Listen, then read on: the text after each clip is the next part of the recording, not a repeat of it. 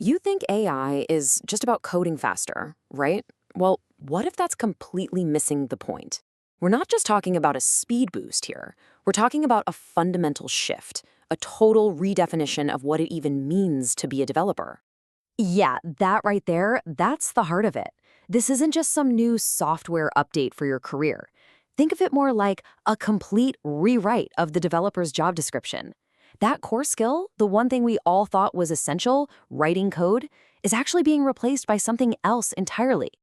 Look, I get it. Most of us think of AI tools like Copilot as, just really, really good autocomplete. And why wouldn't you? It saves you some typing, it's helpful. On the surface, that's exactly what it feels like. But that feeling, that's the deception. We're going to pull back the curtain and show you what's really happening under the hood. All right, so let's dig into this. Let's talk about this coding illusion. Why is it that so many of us see AI as just another productivity tool? Just one more thing in the toolbox, when in reality, it's actually rebuilding the entire workshop from the ground up. Okay, so picture this. You're using something like Cursor, and you're in its agent mode. You just type out what you want, right? And poof, code appears. It feels magical. You ask it to build a feature, it spits out the code. It seems like a simple one-to-one translation of your request. But that feeling, that's the illusion we're talking about. That's the great deception. So, if it's not just writing code, then what is it doing? Well, this is where things get really interesting. We have to stop thinking in terms of autocomplete and start thinking in terms of autonomy. We're talking about AI agents. And listen to how the language changes here. It's subtle, but it's huge. We're not giving instructions anymore. We're defining a goal. You're no longer saying, hey, write me a function that does this specific thing. Instead, you're saying, implement a full user authentication flow. The AI isn't just writing one little snippet of code. It's thinking. It's developing an entire strategy to get the job done.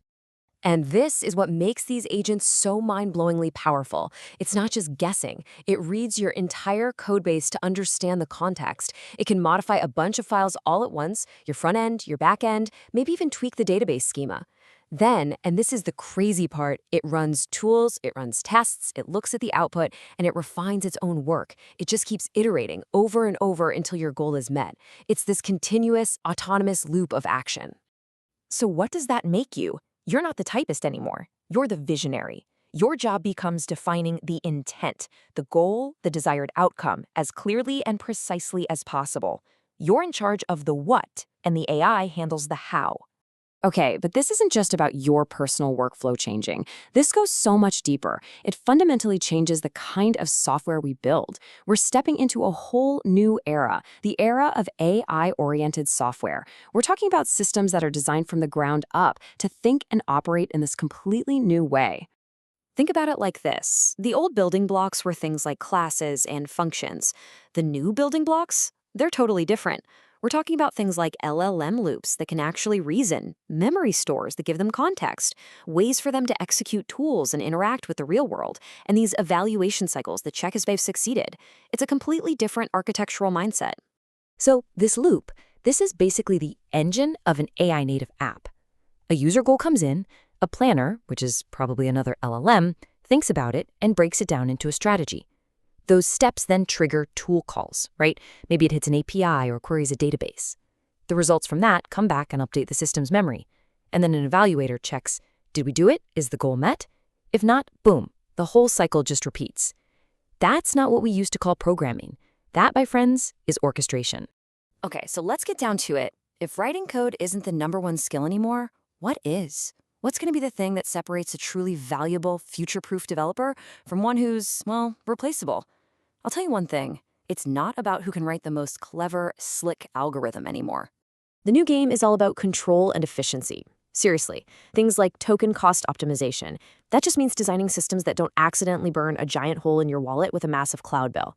Or context window control. That's all about strategically deciding what information the AI gets to see at any given time. You'll have to become an expert in prompt injection security to fight off a whole new class of attacks. You'll need to prevent tool call explosions where the AI just gets stuck in a crazy expensive loop. And you'll need to build observability so you can actually see what the heck the AI is thinking. These are the new hard engineering problems we have to solve. And don't sleep on this next point because it's huge. Your choices about architecture now directly translate to your cloud bill. We're talking a massive impact. You design an AI workflow poorly, and it could be financially catastrophic for your company. The best engineers, the most valuable ones, are going to be the people who can design and control these wild, complex systems in a way that's actually efficient.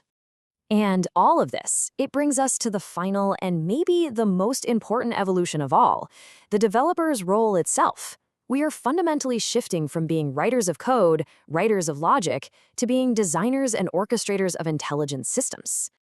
Just look at this. The difference is, it's stark, right? The old model was all about execution. You write the code, you implement the feature. The new model? It's about governance. You're designing the workflows, you're defining the constraints, you're building the guardrails. You're not just debugging your own logic anymore, you're auditing the AI's reasoning. And all the while, you've got to be focused on controlling that cost. So, that leads to the big, scary question, doesn't it? The one that's probably on your mind right now. With a shift this seismic, who gets replaced first? Who's most at risk? All right, let's just be brutally honest about it. The developers who are in the most danger are the ones whose primary job is just translating a ticket from Jira into lines of code.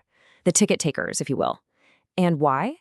Because that specific task, that translation, is exactly what these AI agents are getting unbelievably good at. So who becomes more valuable? It's the people who can zoom out. The developers who really understand architecture, who can design, manage, and audit these brand new, complex AI systems. But look, let's be super clear about something. This is not the end of the developer, not by a long shot. Think of it more like a graduation. The role is evolving, right? It's becoming more strategic, more architectural.